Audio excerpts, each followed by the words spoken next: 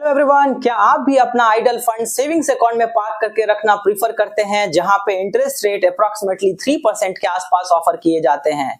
जी हां, कुछ बैंक्स आपको 6 to 7% तक भी ऑफर करते हैं, बट वहां पे आपको हायर अमाउंट डिपॉजिट करना होता है बिकॉज एक पर्टिकुलर थ्रेशोल्ड के ऊपर ही आपको हायर इंटरेस्ट मिल पाता है।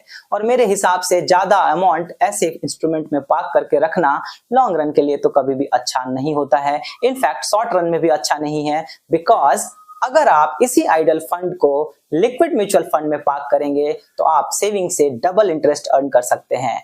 लिक्विड म्यूचुअल फंड्स वो इंस्ट्रूमेंट है जहां पे आपके पैसे डेट मार्केट में इन्वेस्ट होते हैं, मतलब कि commercial papers, government treasury bills, जिसकी मैच्योरिटी अप टू 91 डेज होता है। एक शॉर्ट टर्म इंस्ट्रूमेंट जहां पे रिस्क काफी कम होता है और रिटर्न हमें अच्छे मिल जाते हैं। तो अगर आपका शॉर्ट टर्म पार्किंग का रिक्वायरमेंट है तो लिक्विड फंड सेविंग्स अकाउंट से काफी बेटर हो जाता है। और अगर आपको टैक्स का भी डर लगता है तो वहां भी घबराने की जरूरत नहीं है, बिकॉज अगर आप with in 3 years liquid fund से पैसा विड्रॉ करते हैं तो जो भी गेन होगा वो आपके टोटल इनकम में ऐड होगा और फिर आप जिस भी टैक्स स्लैब में आते हैं उसके हिसाब से आपको इनकम टैक्स पे करना होता है।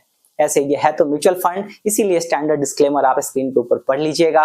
अगर आपको लिस्ट ऑफ फंड चाहिए अच्छे लिक्विड फंड्स का तो कमेंट में FUND फंड लिख दीजिए, मैं आपको DM कर दूंगा। ऐसे और इंफॉर्मेशन के लिए फॉलो करना मत भूलिएगा। Learn and earn. Thank you.